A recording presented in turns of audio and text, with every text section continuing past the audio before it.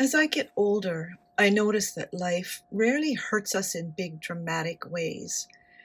It just wears us down quietly. Through habits we don't even think of as habits, through what we repeat, what we tolerate, and what we postpone. Some habits slowly drain joy and peace. Others, often really small ones, restore us almost without noticing. Today, I want to talk about habits that hurt and habits that heal. Not as a list of things to fix, but just as kind of a gentle noticing. Because noticing is often the beginning of change. Hi, I'm Wendy. I'm an author and I'm an artist. And I want to start with this one, which I think probably affects most of us. This one habit hurts many of us, and it's rushing, even when nothing urgent is actually happening. I notice this when I move through my mornings, already tense, my shoulders tight, coffee made quickly, mind racing ahead, body braced for the day before it has even begun. Nothing is technically wrong, but peace hasn't been invited in yet. A healing habit is creating small islands of slowness. Sitting down with your coffee instead of carrying it around or drinking it standing up in the kitchen. Standing at the window for a moment before starting the day. Taking one intentional breath between tasks.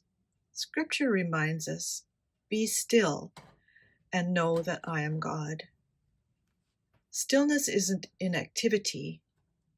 It's remembering who and whose we are. Another habit that hurts is treating the body like something to push through life instead of something to partner with. Isn't that a great thought? Many of us are taught to override tiredness. Oh my goodness, are we ever? To stay up late, to eat what's convenient rather than what nourishes. But the body keeps careful records. A healing habit is listening sooner instead of later. Going to bed when tired, even if the house isn't perfect. Choosing food that supports energy rather than sabotages it. And resting before exhaustion forces you to. The Bible says, do you not know that your bodies are temples of the Holy Spirit? Caring for your body isn't indulgence, it's stewardship. And what about visual noise? Our homes quietly shape our emotional state. A habit that hurts is living with constant visual noise. Cluttered surfaces, unfinished piles, things that quietly demand attention. I've noticed how a cluttered table or my cluttered desk can make me feel unsettled, even when I can't explain why. It's like a little irritation in the background, like when you have a blister on your heel or something. A healing habit is creating small sanctuaries. Not the whole house, just one calm place, a cleared nightstand, a chair with a lamp and a book, a kitchen counter cleared at night so the morning feels calm and gentle. And here's a Bible verse to go with this. Better a little with tranquility than much with turmoil. That's from Proverbs. Peace often begins with what we see. One of the most damaging habits is the way we speak to ourselves. Quiet criticism, impatience, the belief that we should be further along by now. Or I hear people say, oh, I'm such an idiot. Oh, I failed again. Oh, I'm so stupid. Those are really, really unkind things to say to yourself. And we often talk to ourselves in ways we'd never speak to someone else. A healing habit is learning to speak with grace, not pretending things are easy, but offering yourself fairness. It's about being kind to yourself. And I think this is something a lot of people don't know. That is, being kind to yourself is good for your health. The Bible says there is now no condemnation for those who are in Christ Jesus. And that means not condemning yourself. Condemnation shrinks us. Grace gives us room to grow. A habit that hurts as well is constant input. And this is a problem for most of us nowadays. Too much news, especially on the political side of things. Oh my goodness, such uproar all the time. Too much scrolling, too much information without rest. It leaves us overstimulated and strangely empty at the same time. A healing habit is intentional enjoyment, choosing fewer things but enjoying them deeply, reading slowly, watching thoughtfully, savoring beauty without multitasking, sticking with something till it's finished, not jumping from one thing to the next because you're afraid of missing something. Not every good thing comes from striving. And in fact, a lot of not good things at all come from too much striving, trying to fit too much in, over-consuming, fear of missing out. We don't have to live like that. We can choose differently. What about this? Many of us have developed the habit of avoiding uncomfortable emotions. And we do that by staying busy, by distracting ourselves. That's a very common one. And telling ourselves we shouldn't feel this way, even though we do. But feelings don't disappear when ignored. They wait and they sit in your body and in your nervous system and in your mind. A healing habit is allowing emotions to move through us. It's acknowledging to ourselves what we really feel. Naming sadness. And sometimes we don't even know exactly what the emotion is, but if you sit with it for a few minutes, you can go, you know what? I'm just feeling sad, or I'm feeling disappointed. It's letting disappointment exist without fixing it. It's okay to feel disappointed, and it's okay to acknowledge that you feel disappointed, allowing grief its season. The Bible says the Lord is close to the brokenhearted. God doesn't rush us past pain. He doesn't say, get over it already. He says, I know you're suffering, and he meets us in it.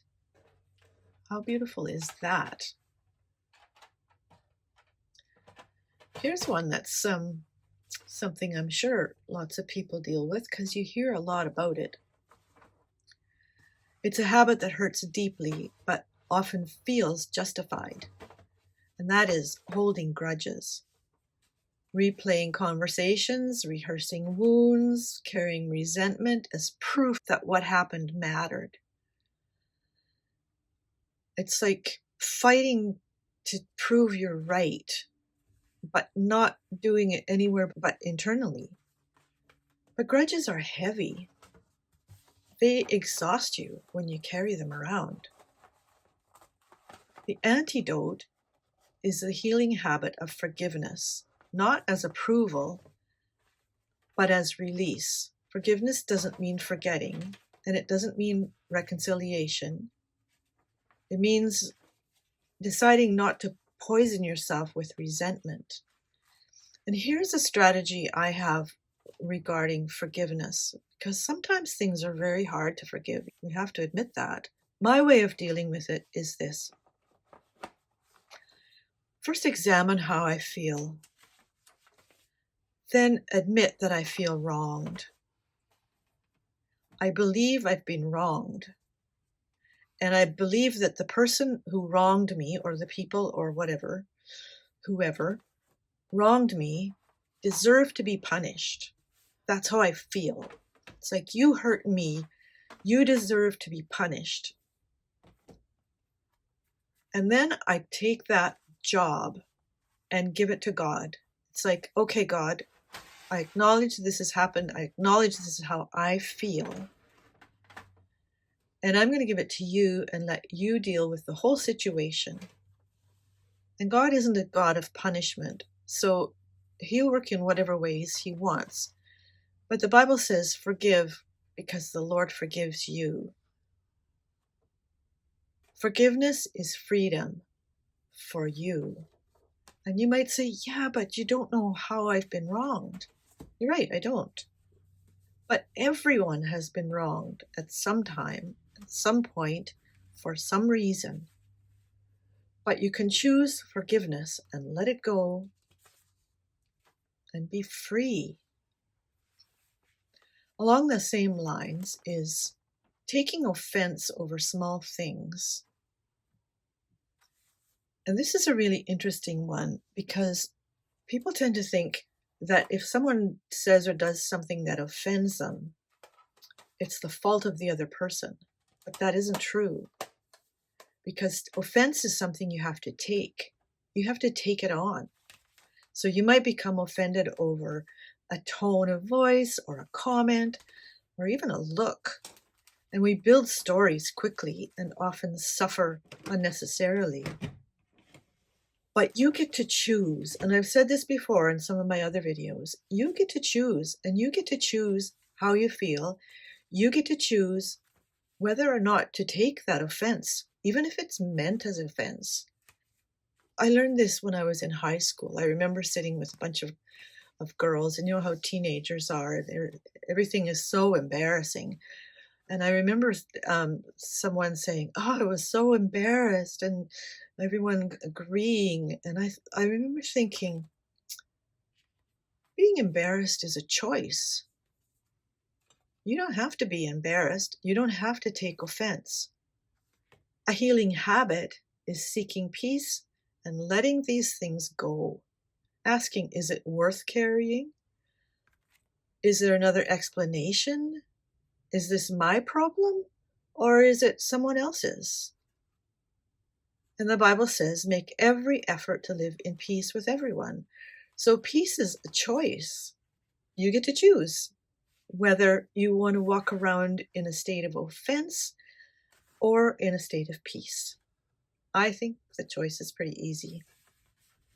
Now, many of us live under the habit of expecting perfection from ourselves, from others, basically from life. Perfection delays joy. A healing habit is allowing for good enough, a meal that's simple, a project finished imperfectly, a day that holds both joy and frustration. Sufficiency is a place of rest. Isn't that a cool thought? How about this? Waiting for perfect conditions quietly hurts us because putting off what we long to do until everything is perfect means it'll never happen. We tell ourselves, well, when I have more time, when I feel more confident, or when circumstances are better, or just when I get through this. This especially affects long-held dreams like travel or creative work or new beginnings in some area. I've met many people who waited years to travel because it never felt like the right time, or postponed creative work because their space wasn't ideal or their skills didn't feel ready. I remember a couple that went to the church I went to several years ago. I'll call them Harry and Maureen. They had always planned that when Harry retired, they were going to go traveling. And he was actually a few years younger than her. And so he retired and they were starting to make plans. And then he got cancer and within a year was dead. They had put off that dream for years and years. And it never happened. A healing habit is just getting started. Small and imperfect. Make a plan. Booking the trip, even if it's not extravagant. thinking of ways to fit travel into your life as it is now. That might mean going to a hotel down the highway and going out for dinner or things like that, or what I posted in my community tab on YouTube, how my husband and I were both feeling really unmotivated and tired of winter and just blah about everything. I said, what we need is a mini vacation. And he's like, well, what do you mean? Because when I come up with an idea, he's always like on guard. I said, let's just go right now. The sun is shining. It was cold out and windy. I said, but the sun is shining, which it doesn't do for long periods where I live in the wintertime. Let's go to the lake, which is a 10-minute drive away. Let's have a coffee and a treat like a cinnamon bun or something. And let's take our books and sit in the car in the sun and read. And we can look out on the lake. And then we went for a walk, and we were only gone 3 hours at the most. And we came home refreshed. It was wonderful. So that's what I mean by booking a trip, even if it's not extravagant. It's a way to start and see yourself as a person who travels, rather than seeing yourself like, oh, well, 3 years from now, after we fix the roof and buy a new car and who knows what else. Start working on the dream now. Don't put it off. Start the painting with the supplies you already have.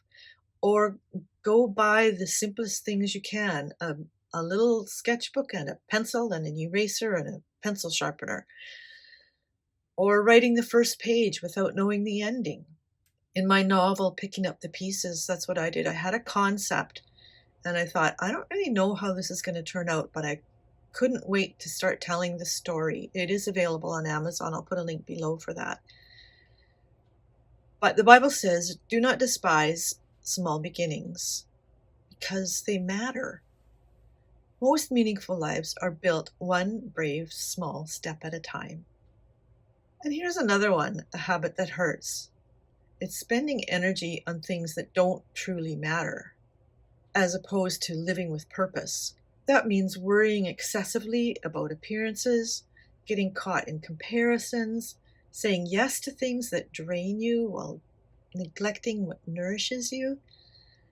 Busyness can disguise misalignment. That's an important thought.